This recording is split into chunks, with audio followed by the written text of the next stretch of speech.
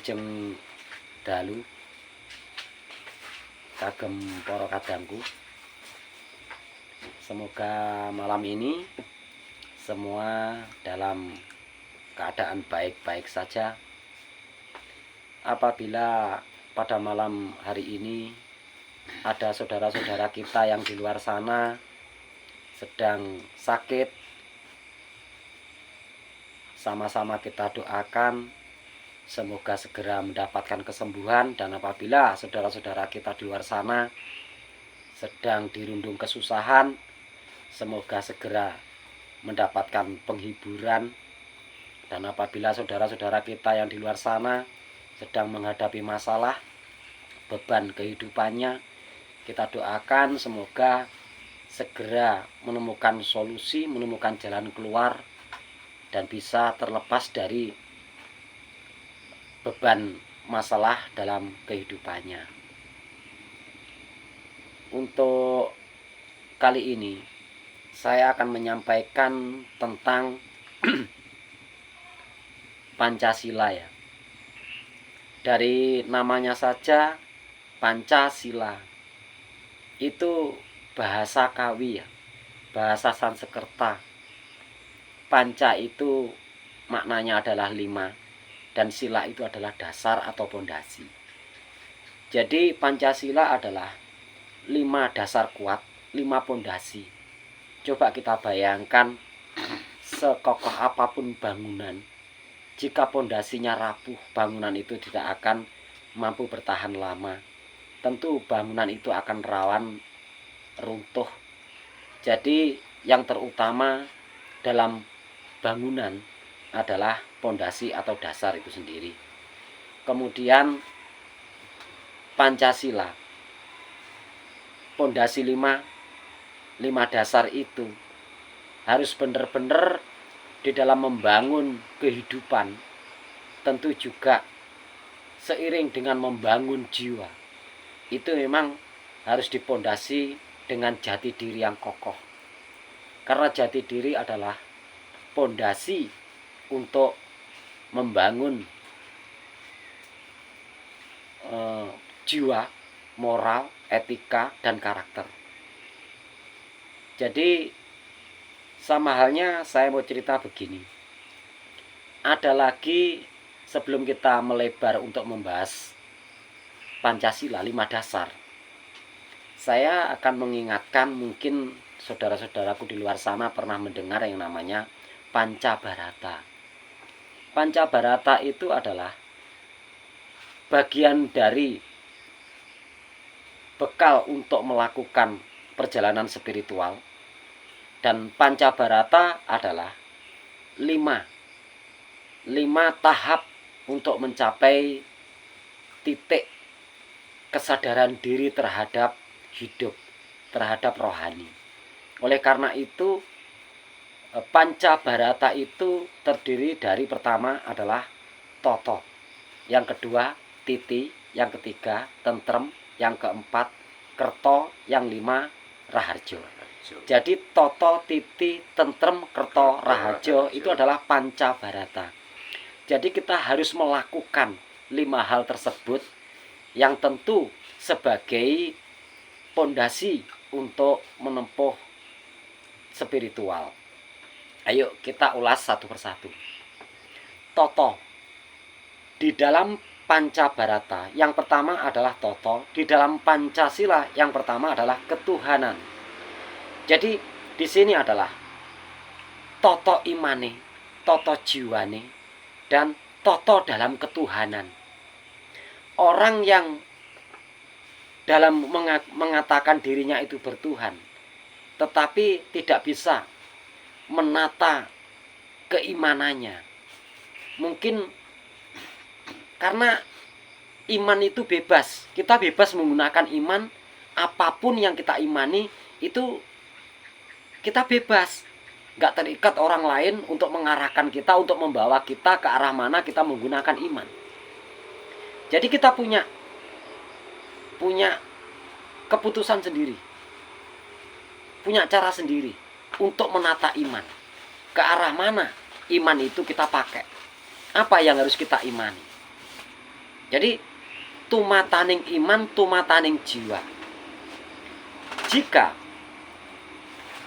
dalam sila pertama, baik sila pertama dalam Pancabarata maupun sila pertama dalam Pancasila, ini tumotone ketuhanan sebenarnya menentukan tumotone jiwa. Tentu akan diiringi, tentu akan berbuah pada tumotone karakter, tertatananya moral. Jadi kalau ada orang mengatakan dirinya bertuhan, merasa dirinya dekat dengan Tuhannya, merasa dia sudah tebel tingkat keimanannya, tetapi tidak membuat karakternya tertata, etikanya tertata, berarti hanya sekedar bertuhan tetapi terlepas dari Pancabarata, yaitu sila yang pertama, toto itu tadi. Jadi durung toto imane, durung toto prilakune, durung toto spirituale, durung toto karakteri. Kemudian yang kedua, dalam Pancabarata, titi kemanusiaan yang adil dan beradab. Ini begini, dalam Pancasila, sila yang kedua, kemanusiaan yang adil dan beradab. Di dalam Pancabarata, iki titi, astiti, ing sapodo-podo. Semua juga seperti kita. Jangankan manusia, hewan dan tumbuh-tumbuhan mereka punya hak seperti kita ini, yaitu punya hak hidup, punya hak untuk bebas membawa kehidupan. Jadi tahap yang kedua dalam Pancabarata adalah titi, astiti. Astiti yang paling utama adalah astiti ing sarujuk, membawa astiti di dalam kesinergian, sinergi dengan siapapun, tidak membedakan. Karena kita sama-sama punya hak. Kita sama-sama sudah terlanjur tercipta, dan terciptanya kita semua ini sudah bagian dari rencana. Tidak ada rencana yang jelek. Sang pencipta itu selalu membuat apapun bagian dari rencana yang indah, rencana yang baik. Kalau kita merasa bukan bagian dari rencana yang indah, kalau kita merasa sekarang ini masih menderita, kemudian kita masih berusaha mengejar di balik semua ini akan indah pada masanya, pada waktunya. Sebenarnya rencana indah itu bukan nanti. Sejak kita diciptakan, bahkan sebelum kita dibentuk seperti ini, semua tertata dalam rencana yang indah. Tidak ada rencana yang tidak indah. Semua rencana itu indah. Jika rencana itu tidak baik, maka semua tidak akan terjadi. Apapun yang terjadi, apapun yang sudah keburu tercipta, semua bagian dari rencana indah itu sendiri. Oleh karena itu, ayo gunakne astiti ing sarujuk, gunakne setiti, astiti mring sapodo-podo. Ini. Kemudian tentrem dalam Pancabarata. Dalam Pancasila butir yang sila yang ketiga adalah persatuan Indonesia. Kalau kita bersatu itu tentrem. Kenapa kita ini saling terjadi kesenjangan, pergesekan, hingga permusuhan? Karena tidak ada persatuan. Persatuan yang bagaimana? Persatuan di dalam ketentraman itu sendiri. Bersatu mencapai kedamaian, bersatu mencapai keadilan demi membuahkan ketentraman itu sendiri. Jadi, kalau kita bicara kesatuan atau bicara bersatu, tidak semua yang bersatu itu tentram. Bersatu yang bagaimana? Buktinya negara ini juga Negara Kesatuan Republik Indonesia. Kesatuan yang bagaimana yang dimaksud di sini? Perampok-perampok berandal-berandal. Mereka ketika menjalankan aksinya, mereka juga bersatu kok. Jadi tidak semua yang bersatu itu selalu berakhir dengan damai, tentram, bukan. Tidak selalu seperti itu. Tetapi perlu kita sadari. Kalau kita melirik pada Pancabarata, tahap yang ketiga adalah tentram, yang bersinergi. Pancasila, sila yang ketiga adalah persatuan Indonesia. Maka dengan persatuan Indonesia ini akan berbuah ketentraman. Kemudian Pancabarata yang keempat adalah Kerto. Apa itu Kerto? Kuat.